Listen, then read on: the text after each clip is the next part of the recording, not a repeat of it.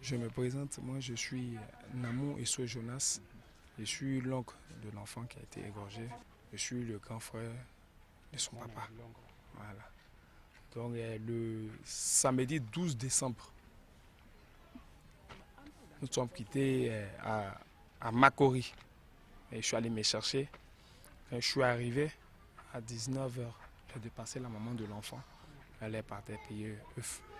Parce que l'enfant, il n'aime pas manger sauce. Il n'aime pas boire la sauce même. C'est œuf qu'il aimait. Donc chaque jour que Dieu fait, c'est œuf qu'il mange. C'est ainsi que la maman est sortie, elle allait payer œuf. Et elle et moi, on s'est dépassé. Je suis rentré à la maison, il était déjà 19h. Si j'ai regardé le film de la une. Après le film de la une, je n'ai plus vu l'enfant. Et quand elle est rentrée, c'est là qu'elle a su, elle a demandé après l'enfant. Et qu'est-ce que j'ai fait? Sur le champ, je me suis levé. Il dit, mais l'enfant était là tout à l'heure. J'étais étonné et nous sommes sortis, nous tous. Nous sommes allés à la recherche de l'enfant. Quand nous sommes sortis de la cour, on a cherché l'enfant dans tout Koweït, presque dans tout Koweït. Et on partait vers Trois-Rouges, arrivé au carrefour, c'est-à-dire arrivé devant le supermarché de Koweït.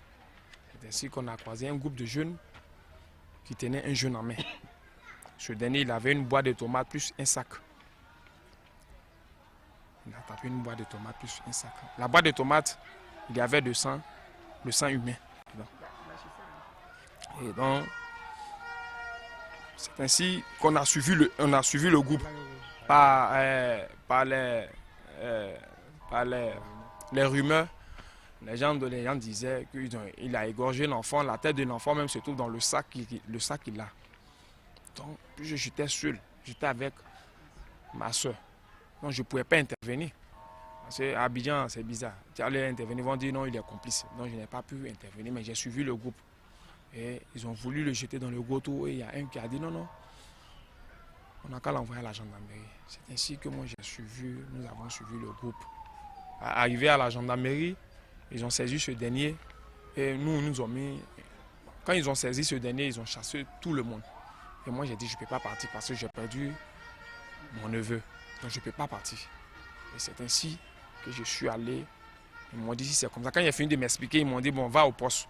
Et je suis arrivé au poste. J'ai expliqué le même problème. Ils m'ont dit non, qu'ils ne sont pas venus à la tête de l'enfant ici. Que si c'est pour faire une déclaration de faire, ou soit si je peux aller et puis revenir. J'ai dit non, je ne peux pas faire une déclaration parce que je ne sais pas si c'est mon enfant. Mais je vais partir rechercher puis revenir. C'est ainsi que nous sommes revenus à la maison. Donc on a fait le tour de camp militaire, tout de Koweït. On a cherché l'enfant jusqu'à matin. Et à 5h, je me suis levé aller chez la grande soeur parce que nous avons une grande soeur qui habite au Koweït et à Lokodjoro. Je suis allé vers elle. Ensemble, on allait chercher l'enfant. C'est arrivé là-bas à 6h qu'ils m'ont appelé pour me dire qu'ils ont retrouvé le corps de l'enfant au marché, c'est-à-dire à 100 mètres de chez nous.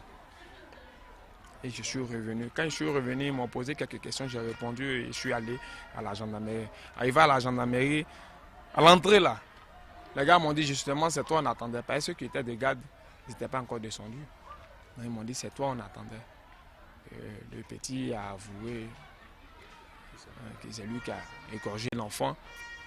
Qu'est-ce que j'ai... Parce qu'avec la gendarmerie, on ne pouvait pas nous dire ce qui se passe réellement. Parce que quand je vais là-bas, on nous dit d'aller voir tel monsieur. Quand on nous dit d'aller voir tel monsieur, donc on est au milieu. Et j'ai fait l'appel à un monsieur, un gradé, un colonel. C'est ce monsieur-là qui est rentré là-bas, puisque c'est ses collègues. Et c'est ainsi qu'ils lui ont expliqué ce qui s'est réellement passé. Le petit a dit que son vieux était en train de construire et le vieux est décédé. C'est lui qui devrait achever la maison de son papa. C'est ainsi qu'il allait voir ces marabouts là pour les expliquer son problème. Et les marabouts lui ont dit mais ça c'est un petit problème. Il faut nous envoyer le sang humain, on va faire un bara pour toi. Et c'est ainsi qu'avant de quitter les lieux, ils lui ont donné un médicament. Le médicament il a pris, c'est le médicament qui l'a rendu fou. C'est-à-dire quand il est sorti, il voit un être humain comme un animal. Un poulet ou un mouton, c'est ce qu'il a dit. Donc je pense que c'est ça. Maintenant, arrivé à la morgue, On va à la morgue, on nous dit d'aller à la gendarmerie. On va à la gendarmerie, on nous dit de venir à la morgue. Que les papiers que la gendarmerie a donnés est trop élevé, qu'ils ne peuvent pas s'en occuper. On a qu'à aller à la gendarmerie, on va à la gendarmerie. C'est-à-dire depuis le 12 et depuis le 13 décembre jusqu'à aujourd'hui, l'enfant est présentement à la morgue. Et c'est hier qu'on s'est rendu. C'est hier on a fini les démarches. Et ils nous ont donné un papier. On a payé déjà 30 000 francs. Et maintenant, on nous donne un papier pour pouvoir prendre l'enfant. Le papier que nous ont donné, le papier, ils nous ont dit de payer 478 770. C'est ce qu'ils nous ont demandé à payer. Donc sincèrement, je n'étais pas content. J'étais pas content. Il dit non, mais on ne peut pas tuer moi, mon enfant. Et puis il vient me payer 400 000. Pourquoi? Donc, le vieux avec la vieille m'ont demandé pardon de ne pas trop de laisser, on va revenir. Et dire merci. Madame la ministre est venue. On ne sait pas. On voulait tout mettre dans la main de Dieu. Et puis demander, remercier Madame la ministre. Tout ce que je dois ajouter, c'est de remercier le gouvernement actuel, que le gouvernement a fait un grand pas pour nous aider pour pouvoir supporter la douleur. Parce que quand un homme est en deuil, nous les autres doivent aussi être en deuil. S'ils sont en joie, les autres doivent être en joie. C'est ce que dit la Bible.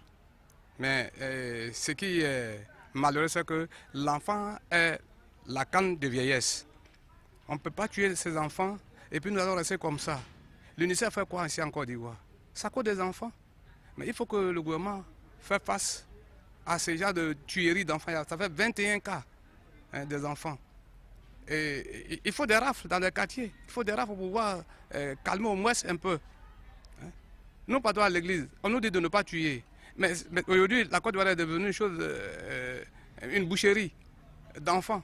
Et c'est des enfants de 5 à 11 ans qu'on tue par-ci par-là. Qu'on doit faire beaucoup d'attention, comme a dit Madame le ministre. Nous aussi, nous devons parler beaucoup à nos enfants. Et surtout les dames, les mamans, de surveiller beaucoup leurs enfants. Même un homme, même les grands, on doit faire beaucoup d'attention parce qu'on peut vous embarquer violemment dans un taxi et puis partir. Donc il faut que nous sachions marcher et qu'on doit voir quelle heure on doit rentrer comme chose. Au Bénin, c'est à partir de 18 heures étrangères là, vous rentrez.